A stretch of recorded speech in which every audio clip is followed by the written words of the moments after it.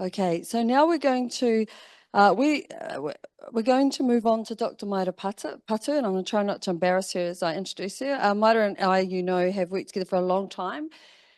She is a general practitioner and used to work down in Sue's neck of the woods in Invercargill, but luckily for us, moved here to Ōtautahi. She is the current head of department for Mihi, and so controls the crew over there, which we're really grateful for.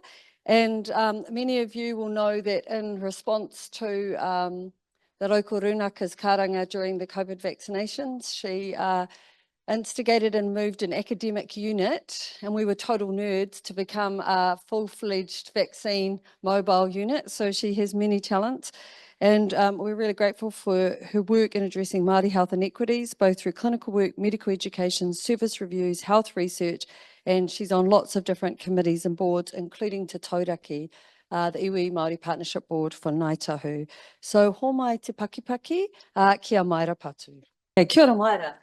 You can take these, Suze. Kia ora, ka tangi te titi, ka tangi te kaka, ka tangi hoki a hau. Ti hei mauri ora. Tēnā koutou katoa, ko kaitahu kati māmoi wai taha te aroa oku iwi, ko MairaPatu tōku ingoa. I'm Maira. I am a general practitioner and a senior lecturer at the Department of Māori Indigenous Health Innovation here in Ōtautahi o tākou whakaihu waka. And as Suze described, some of the mahi that we do at Mihi is teach Hauora Māori into the MBCHB clinical program. So that's 4th, 5th and 6th year medical students. We also teach our junior doctors and collaborate with Te Whatuora, and we provide short courses to our healthcare professionals here in Ōtautahi. We do Hauora Māori research, and during the pandemic, our little department stepped up and formed a Māori mobile vaccination clinic. And if you're wondering why a bunch of medical education nerds got into vaccinating, fair enough. But I will go on and describe the context in which we delivered the service. I'll also have a kōrero about why this mahi is still important today. And I'll share some of the results from our subsequent research project called Ngā Hua Akoranga, the learnings. So we want to share our learnings of setting up a mobile vaccination clinic, a kaupapa Māori vaccination clinic. She will share the successes and some of the barriers that we faced in doing that. And then at the end, I'm going to share some what I think should be Māori expectations around delivery of vaccinations. This research is kind of back to front. So we did the mahi, provided the service, have done the research, and then we hope it's going to get translated again back into service. So we're a bit back to front.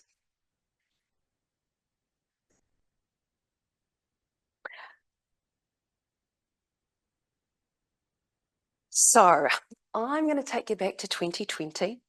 After effectively eliminating COVID-19 in Aotearoa, the government's focus shifted to vaccination efforts.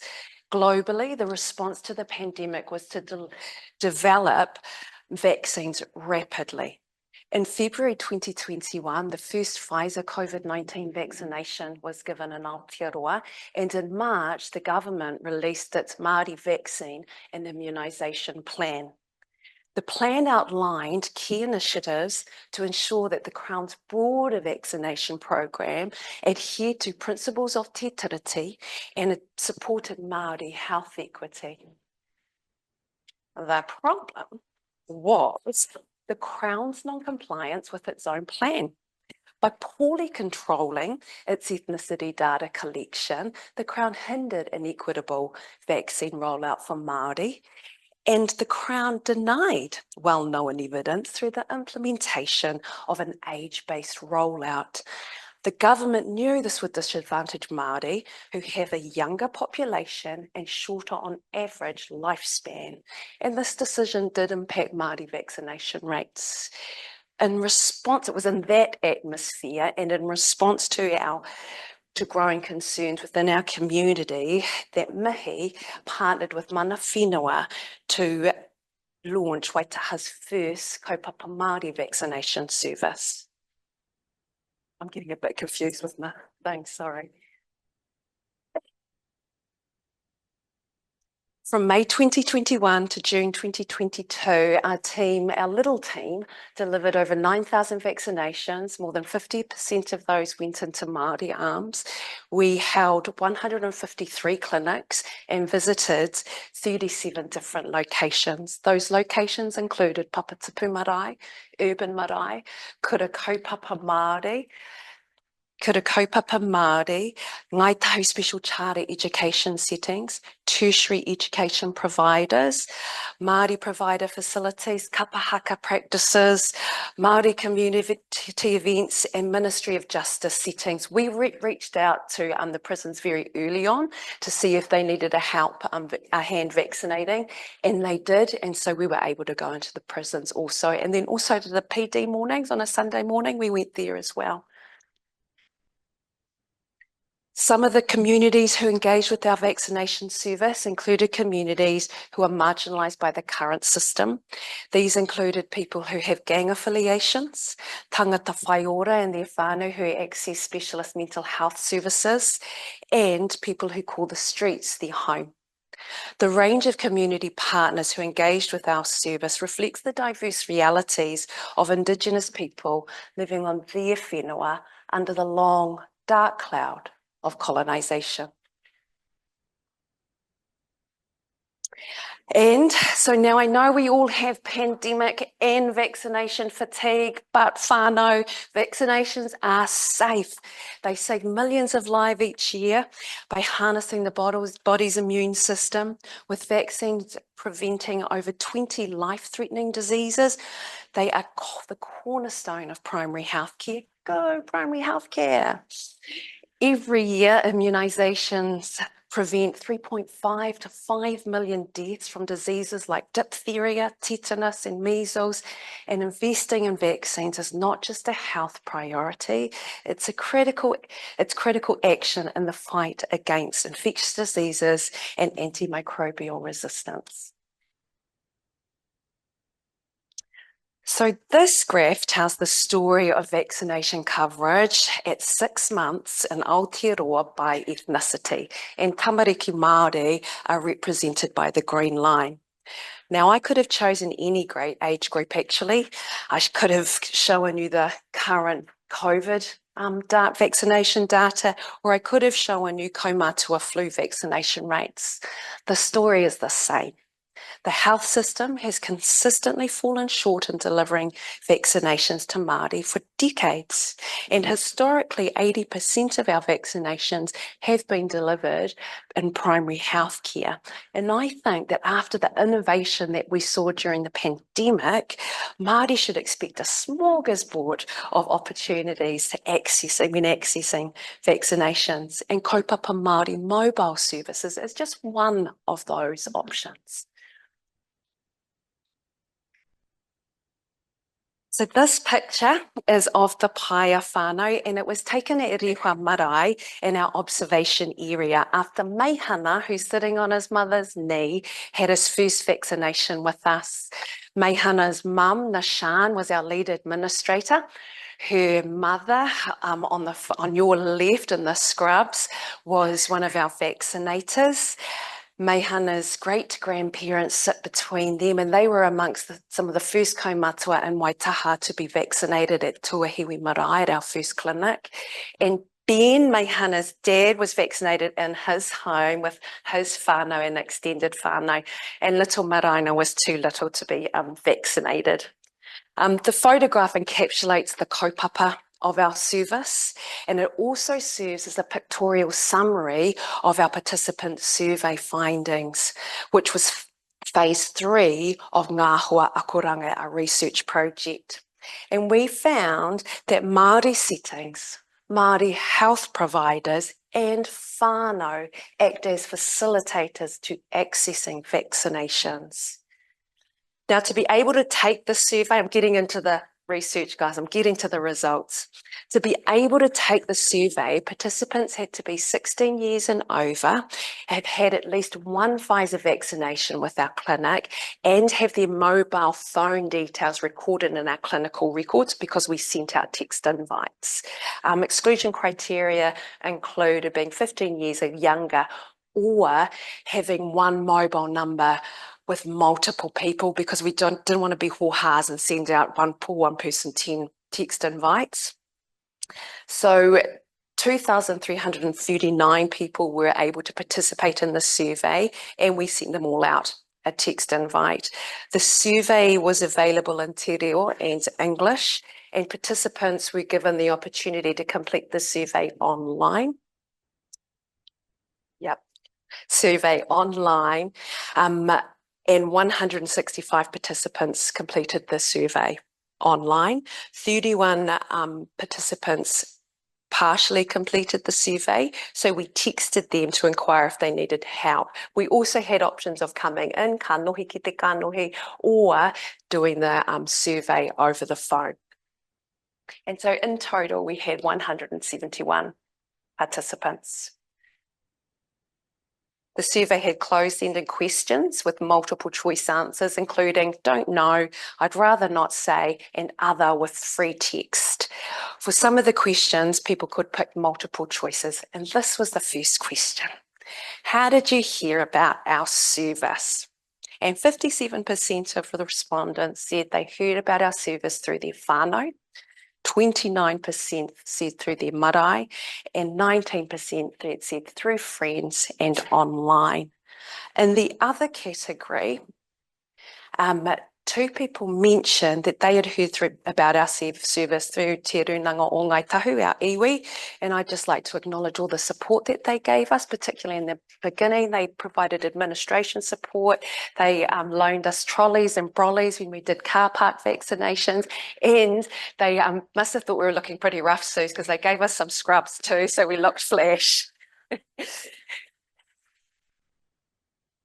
We asked participants what influenced their decision to come to our service, and 71% stated that a Māori setting influenced their decision. 60% said being vaccinated by Māori, 51% were influenced by their whānau, and 40% said availability to have a cup of tea and kai.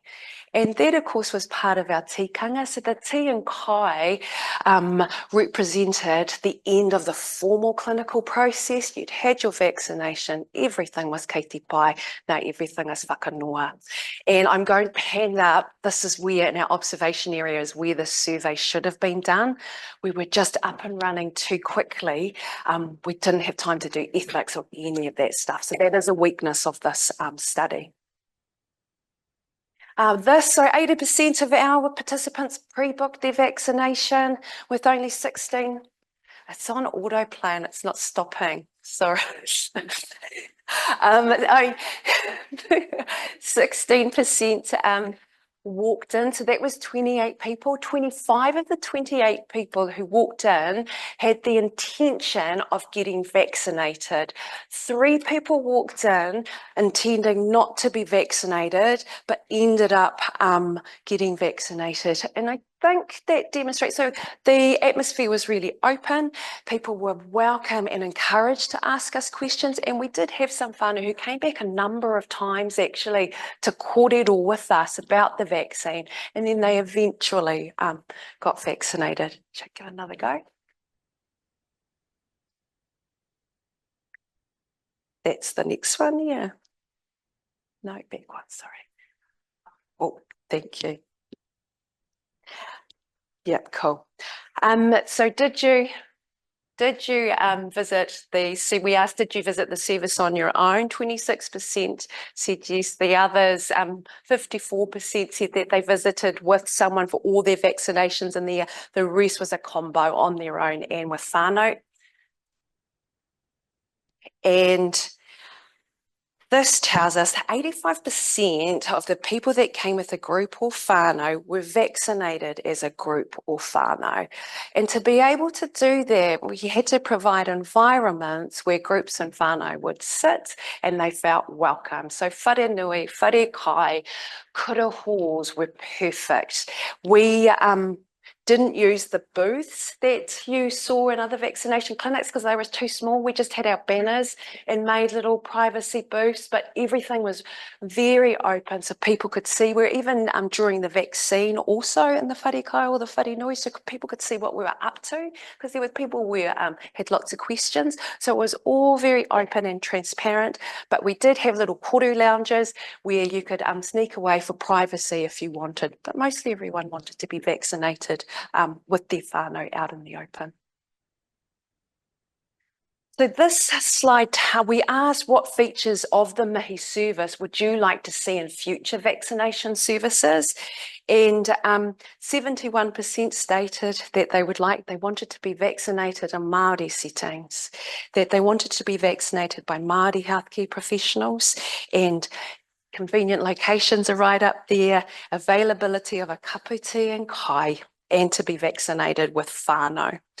People also selected the ability to practice their tikanga, use te reo Māori, have their names pronounced correctly. And in the other, some of the comments were, the care and service was amazing, especially when it was delivered in a familiar environment like our marae. My thanks to all of the mihi team for your clinical dedicated service to our whānau, hapu and iwi. Mihi delivered all of the services above, and the collaboration between their service and ours was amazing. With health services, when health services have the same whakaaro about how our whānau and community should be treated in these vaccination spaces, it's a wana chicken dinner. That's me ad-libbing.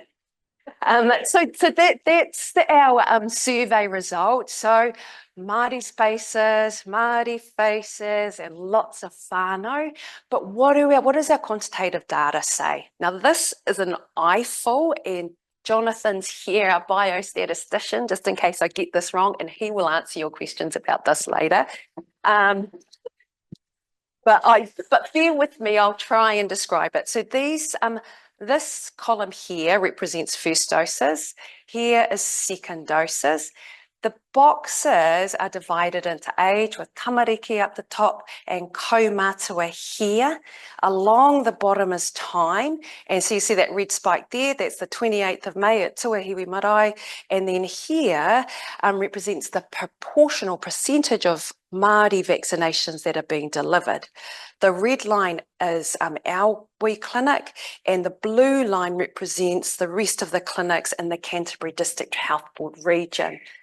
And what this is telling you is that the ability to mobilise rapidly allowed us to be giving the first doses of vaccinations 3 weeks before any other service. And so we were giving second doses while everybody was starting. And that was a comment from actually some of our community partners that they really appreciated that rapid service. And so with vaccinations, if timeliness is of concern, mobilisation is an excellent answer. Now this graph, this table gives you the total number of individuals vaccinated by each provider. And so we're here, we're there. It's meant to be anonymised, but the marae-based clinic, we all know they did an awesome job out in East Christchurch. Then the hospital, that's a whole heap of services actually that got their vaccinations from the hospital. Pharmacy, didn't they do incredibly? General practice and then other. That shows first and second doses and then the percentage of Māori vaccinated. And look, our numbers aren't big. We were just an iti team, but our proportion of Māori going out into the community is really good. So about around 55% for all doses.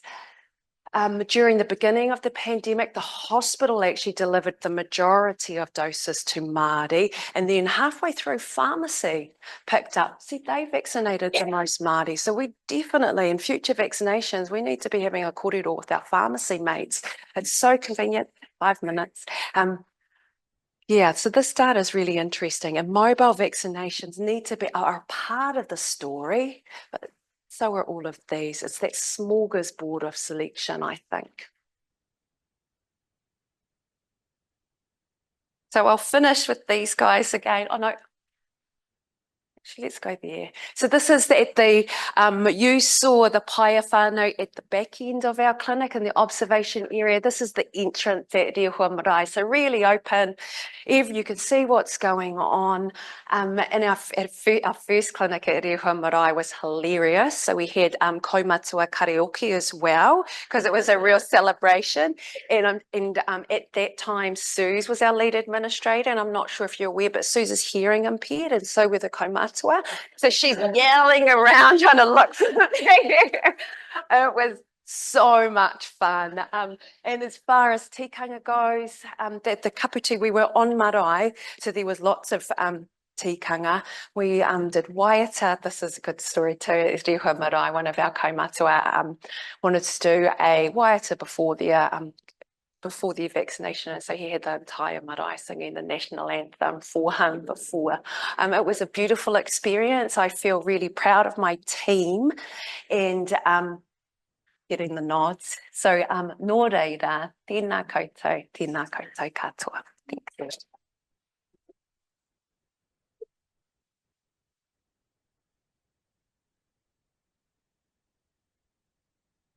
Kia ora, Maira.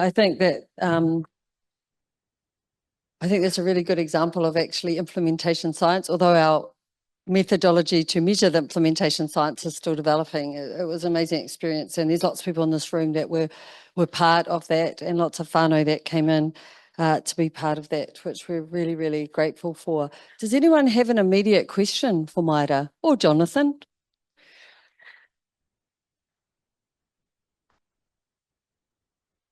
No? Okay. Yep. The only bit of advice I have is do not let kaumatua have a karaoke at the same time as you were doing it, because it was quite horrendous. Even when they were singing Fleetwood Mac, because they were deaf, I was deaf, like she said, but they also sing really loud and not always in tune. And so it was quite, cacophony is the word that comes to mind. But the coolest thing is, that I feel is that a lot of their whānau brought them in who were quite vaccine resistant. And I think between the amazing service, the amazing setting, the cups of tea and the karaoke, it kind of convinced people that it was safe enough to engage. So I'm really, really grateful for that.